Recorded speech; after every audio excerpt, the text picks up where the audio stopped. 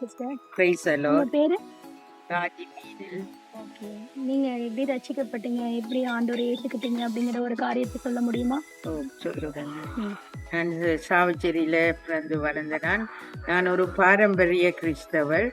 நான் குடும்பத்திலே சந்தோஷமாக இருந்த வழியிலே திடீரென்று எங்களோட குடும்பத்திலே பல பிரச்சனைகள் உருவாகி குடும்பத்திலே சந்தோஷம் இல்லை, சமாதானம் இல்லை, பண கஷ்டம்.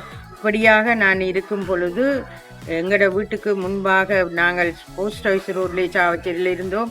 அங்கே இங்கே ஊழியம் செய்கிற குமார் போதர், ரெண்டி போதர் அப்பா எங்களோட வீட்டுக்கு முன்பாக இருந்தார்கள். அவைண்ட வீட்டை போய் நான் ஜெபிக்கிறது உண்டு.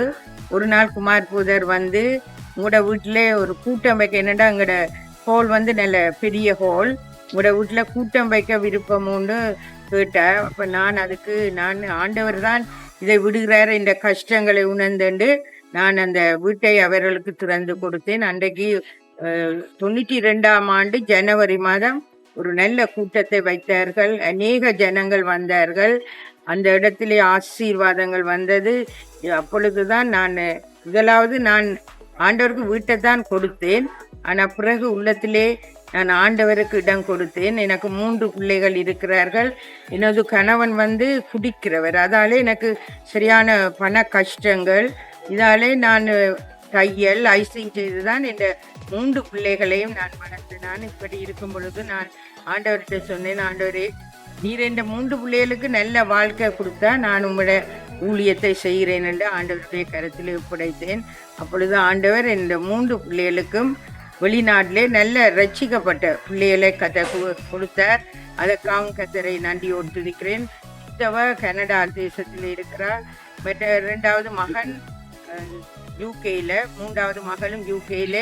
அங்கே 3வது அவர்கள் ஊழியம் செய்கிற குடும்பங்களாய் காணப்படுகிறார்கள். அதற்காய் கத்தரை நன்றியோடு துதிக்கிறேன்.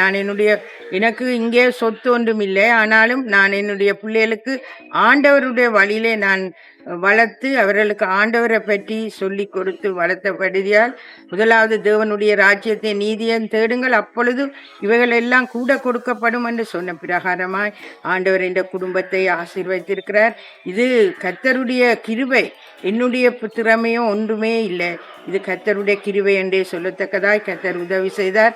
நானும் இந்த கானான் திருச்சபையிலே ஒரு தாயாக சாவச்சேரி ஊழியத்தில் இருக்கத்தக்கதாய் கர்த்தர் உதவி செய்தார். அதற்காம் கர்த்தரை நன்றியோடு துதிக்கிறேன். உண்மையிலே கர்த்தர் செய்த நன்மைகளை சொல்லுவதற்கு இந்த நாவு போதாது. அவ்வளவாய் தேவன் என்னுடைய வாழ்க்கையிலே நன்மைகளை செய்தார். அதற்காய் கர்த்தரை நன்றியோடு துதிக்கிறேன். நான் முந்தி கஷ்டப்பட்டதுக்கு தக்கனாயா கர்த்தர் இப்பொழுது கர்த்தரை ஆசீர்வதித்திருக்கிறார்.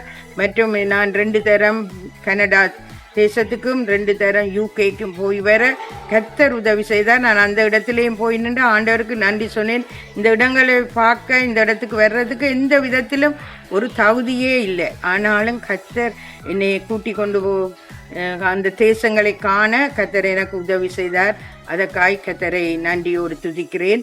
மேலே நீங்கள் யாரெல்லாம் வேதனை, கஷ்டம், குடும்பத்திலே சமாதானம் இல்லாமல் இருக்கிறீர்களோ அப்படிப்பட்டவர்கள் இந்த ஆண்டவரை உங்களுடைய உள்ளத்திலே நீங்கள் ஏற்றுக்கொண்டு சொந்த இரட்சகராய் இயேசுவை நீங்கள் ஏற்றுக்கொண்டு உங்களுடைய உள்ளத்தை அவர்களுக்கு ஆண்டவருக்கு கொடுப்பீர்கள் என்றால் என்னுடைய வாழ்க்கையிலும் குடும்பத்திலும் எப்படி ஆண்டவர் நல்ல சந்தோஷத்தை சமாதானத்தை தந்தாரோ அதே போல கர்த்தர் உங்கள் ஒவ்வொருவருடைய வாழ்க்கையிலும் நல்ல சந்தோஷம் சமாதானத்தை ஆண்டவர் தந்து வழிநடத்துவர்.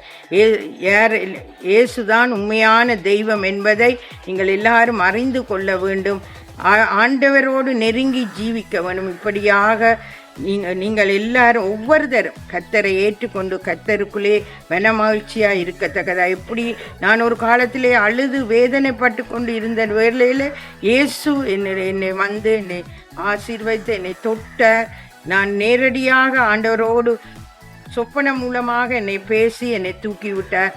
அதற்காக கர்த்தரை நன்றியோடு துதிக்கிறேன். இதே போல உங்களோட வாழ்க்கையிலும் ஆண்டவர் கணக்க மாற்றங்களை உருவாக்குவார். நீங்களும் இயேசுவை ஒவ்வொருத்தரும் இயேசுவை ஏற்றுக்கொண்டு சொந்த இரட்சகராக ஏற்றுக்கொள்ள கர்த்தர் உங்களோடு ஒவ்வொருத்தருக்கும் உதவி செய்வாராக. கர்த்தருக்கு ஸ்தோத்திரம். கர்த்தர் உங்களோட வாழ்க்கையில எவ்வளவோ அற்புதங்களை செய்திருக்கிறாரு. ஆனா சில காரியங்கள் உங்களோட இருதயத்துல இருக்கும். உங்களோட வாழ்க்கையில ஆண்டவர் செய்த அற்புதங்களை சொல்ல முடியுமா? இந்த காரியம் ஆண்டவர் எனக்கு ஒரு பெரிய ஆச்சரியமான காரியங்களை செய்திருக்கிறார். என்னோட வாழ்க்கையில உங்களோட ஆரம்ப நாட்கள்ல இருந்து இப்ப வரைக்கும் அந்த காரியங்கள் ஏதாவது சொல்ல முடியுமா?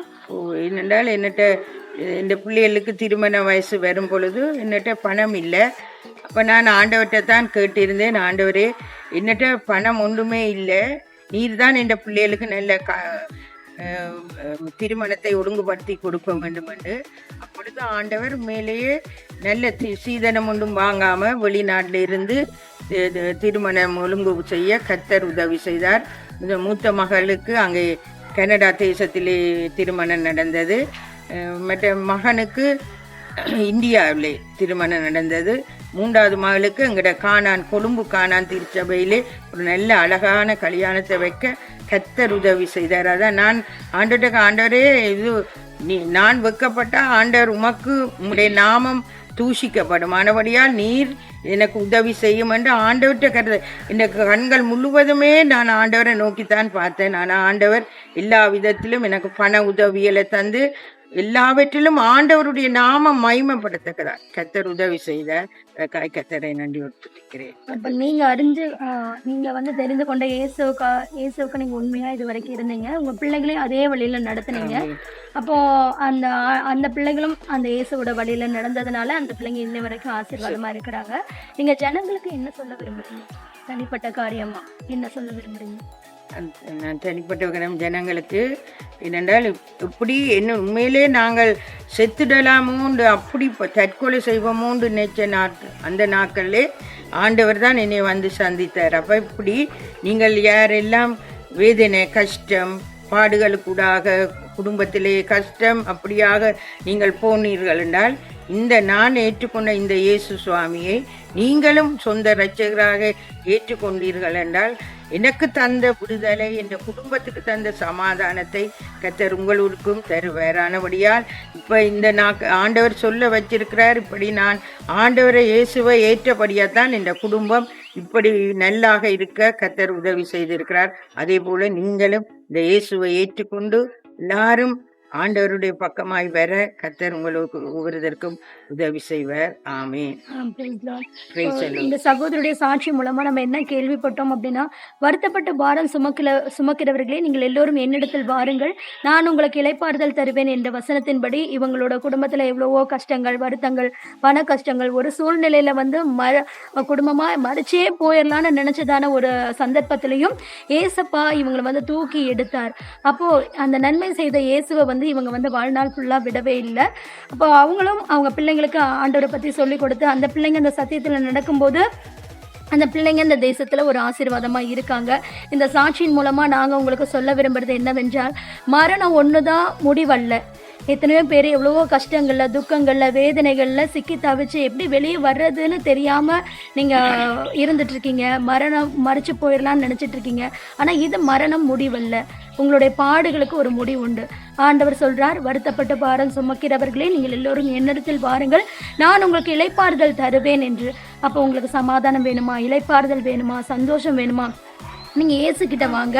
நிச்சயமா ஆண்டவர் உங்களுக்கு இந்த சகோதரி எப்படி ஆசீர்வதித்து இப்போ உயர்த்தி வைத்திருக்கிறாரோ, சகோதரி ஆண்டவர் செய்ததான எல்லா நன்மைகளையும் உங்களுக்கு சொன்னாங்க.